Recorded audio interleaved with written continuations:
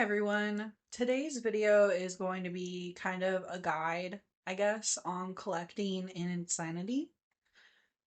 So collecting is a passive way of farming in this game. You basically just set up a bunch of characters to collect and walk away. Or go do something else in game. Personally, I just walk away. So the first thing you need to know for collecting is you need a level 150 character. That's it. The fastest way to get to 150, I would suggest, would be playing as an Arcanist or a Seraph. I personally just did every class because I was leveling 8 characters in an hour and I just needed something else besides the same class over and over again. The next thing you do is you're going to go to a collecting field. Now, this is the collecting field in St. Morning, and if you go there, you will more than likely see my 16 collectors. That's right, 16. I will leave the specs of my laptop that are running these clients at the end of the episode, just so you know. My PC can't run that many clients at once. So I run it on my laptop instead, and I'll run them for about 2 weeks. This time I only did a week, just so I could get a video out. But I'll run them for 2 weeks and then keep it off my laptop off for 2 weeks. I also do not collect during the summer. It's too hot to run my laptop or my computer, so I genuinely just don't play as much. So the next thing is you're gonna be going to collecting field. You're gonna trade Collins, this little NPC guy, and you're gonna buy one of these. Now I'm cheap. I bought the cheapest one you could get because you really don't need anything better than that unless you're going for the aesthetic, which that's up to you. It's really not that expensive either. I'm just cheap. And then you're gonna buy a battery, and with that battery, you're gonna double click it, and it'll pop up in your prems area. And then when you equip the vacuum collector, it's going to pop up right here. And make sure it's going to say 5 out of 5. That means my collector is +5. You want to +5 your collector before you start collecting. And to do that, you just use moonstones. It's really easy. You just double click the moonstone, then click on the collector. Sometimes it'll upgrade successfully, sometimes it won't. You don't need scrolls to protect it. Just upgrade it till it gets to 5 and then start collecting. Once you start collecting, you're going to get a lot of different items. Some are useful, some are not. So one of the things that I have that I keep all my batteries, and you should be able to get a silver battery or a gold battery just from the 30 minutes of collecting. Um, and if you don't get a gold battery, just use silver until you get gold. I've gotten to the point where I don't even use the silver ones anymore.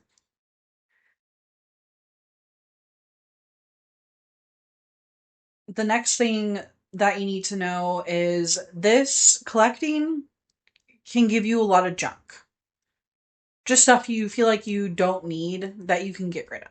But I'll tell you now what you can keep and what you can get rid of, and after that, it's your own personal choice. So, the most useless things for me personally in collecting are the mute skewers, orange juice, fun weapon pieces, bronze weapon pieces, old weapon pieces, and silver weapon pieces. I do keep gold because there are some gold weapons that people will buy, and if you sell them for really, really cheap, people will buy them too. Usually just for show.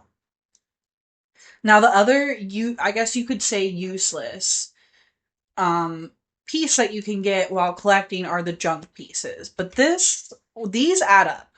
So as you see, I have 16 collectors, and I haven't even traded all their stuff to this collector. That's usually what I do when done with the collecting session is I will go by on my first J collect and just collect from every single one, and then I transfer all the pieces when I'm done.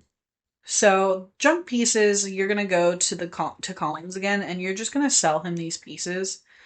250 of them are for each stack. That's about 3 mil. With these, I usually tend to get like 5 pairing. I know that's not a lot, but it's something. It's better than nothing.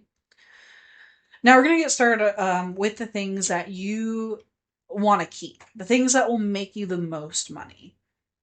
Dragon teeth, lucky cloud boxes, and revert transmute scrolls. These are the 3 things that will get you a decent amount of money. Dragon teeth are very, very, very valuable in this game because they level guilds somewhat decently quickly. Guild leaders are always going to be looking for these. And the 9K boxes sell for almost 800 Perrin. And I will leave a price sheet at the end of this video so you guys can get an idea of how much everything sells for. The next biggest thing people will buy are the Lucky Cloud boxes. Now, a single one of these boxes, I don't mean box to box items, just one of these single boxes will sell for 1 Perrin, which means if I didn't collect on any of these guys, that's 587 Perrin right there. That's actually a good amount. Um, but just so you guys know, the Lucky Cloud boxes are fixed prices. Do not sell them for more than 1 Perrin or less than 1 Perrin. There are a way to box these too. They box, I think, in hundreds.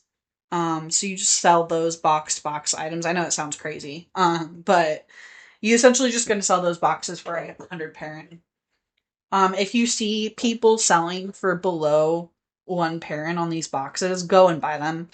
Now, I know it doesn't sound too great, but if people are going to try to rush these prices, then you should make some money off of it, and that's my personal opinion. Not everybody might agree with that.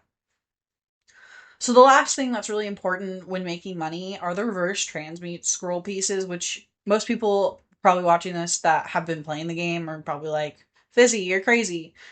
No, I am actually not.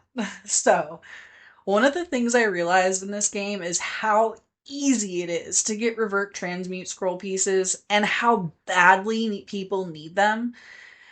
They shouldn't sell for as much as they do. I've seen them on the market for 30 to 40 Perrin a pop. And that's just, to me, that's too much for how much you can get from just collecting.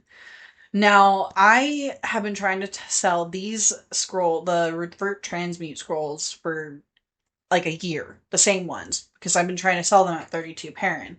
I actually lowered my prices on those scrolls to 20 Perrin, and people have been buying them in bulk. I had 700 of them, and now I have 300. So I would suggest selling them low because I don't understand why they're at a high price when how easy they are to get and how much people seem to want them.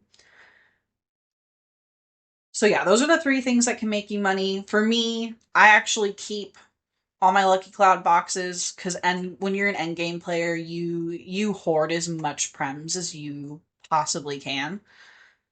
Um, and I also keep the dragon teeth to donate to my guilds. As you know, as most of you know, I'm part of Whimsy, and my guild leader has many alt guilds, so we're trying to get them leveled up as quickly as possible to have more members. Some of the other pieces that are good to keep are the shining orcrelium pieces. You can sell when you because how you can exchange these pieces to get shining orcrelium. And a box of these are going to sell for a decent amount, but you can also just keep them like I do. I just hoard them. If you know me in game and on Discord, you know that I am a hoarder. And when I get too much stuff, I kind of just start giving out things for free. Another good thing to keep or to sell would be consumable boxes. These are really helpful. They're very generic prems that are dropped from here, but they can be very useful, especially if you don't feel like opening up treasure chests. These little square ones, square diamond ones, you have probably seen before if you just started playing the game and you started farming. These are card pieces. So 10 of these is going to make one single card of whatever piece it is. I personally keep just land cards, lightning cards, volcano cards, electric cards, water cards, wind cards, and fire cards. Jen, that's a lot out of all the things. Out of all of them. And I'm be like, okay, well, ocean cards and vacuum cards really aren't that helpful. I don't know many people that use those. And for the win card pieces, you're probably wondering why. The stats on win cards are pretty interesting. It's PvE and speed, which I thought was kind of cool. I kind of want to mess around to see what I can do with those cards. But I keep them just in case.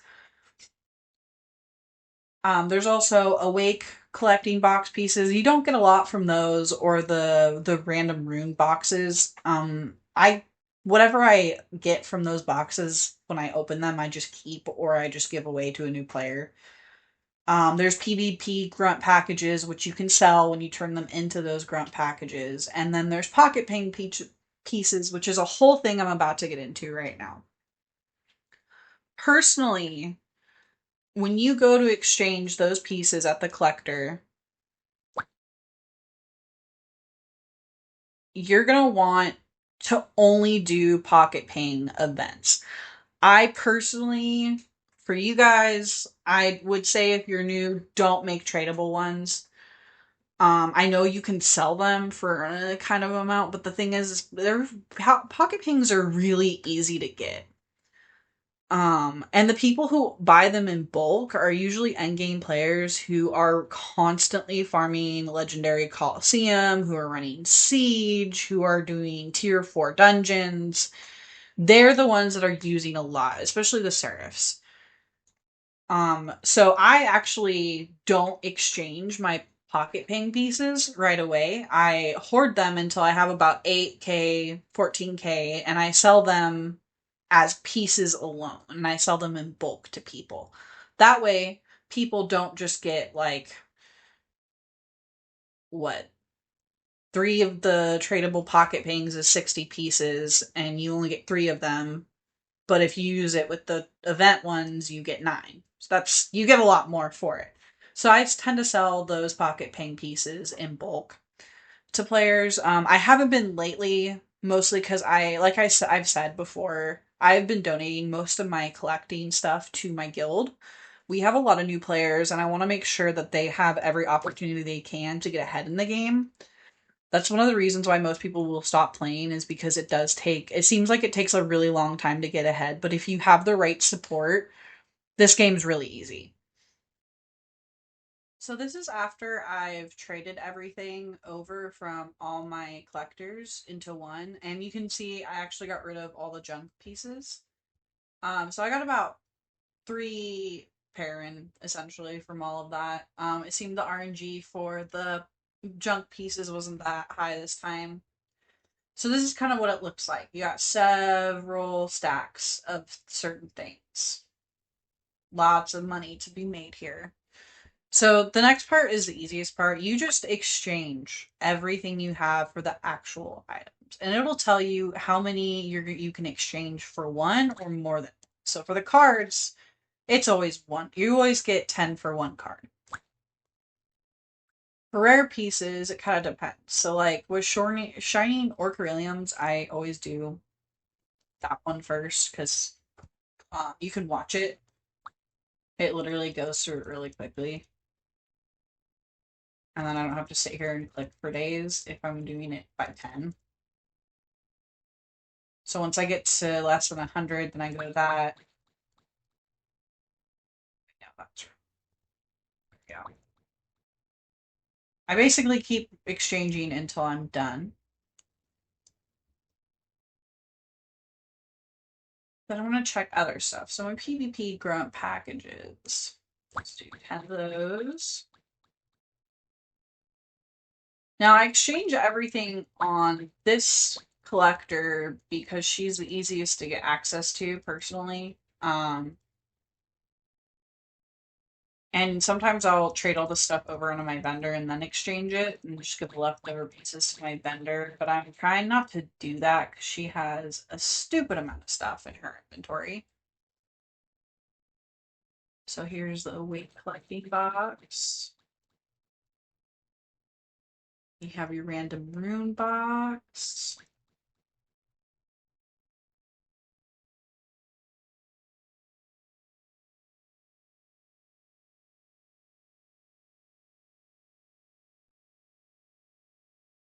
For transmute skills, which should be here. This usually takes a while, so I'm not going to go through all this at once.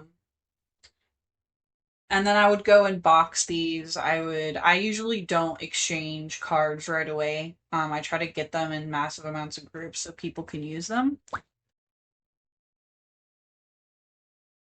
One of the things I forgot to mention is when you're running a lot of collectors like I am, for your settings, you're going to want all effects off. The only reason the effects are high right now is because I'm currently on my PC and not my laptop.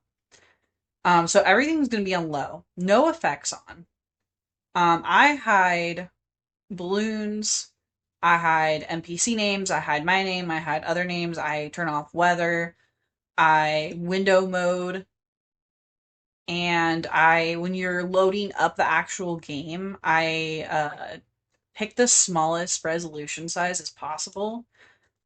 And then I minimize the windows, and everything runs fine. I keep one up, my J Collect one, just because she's my original.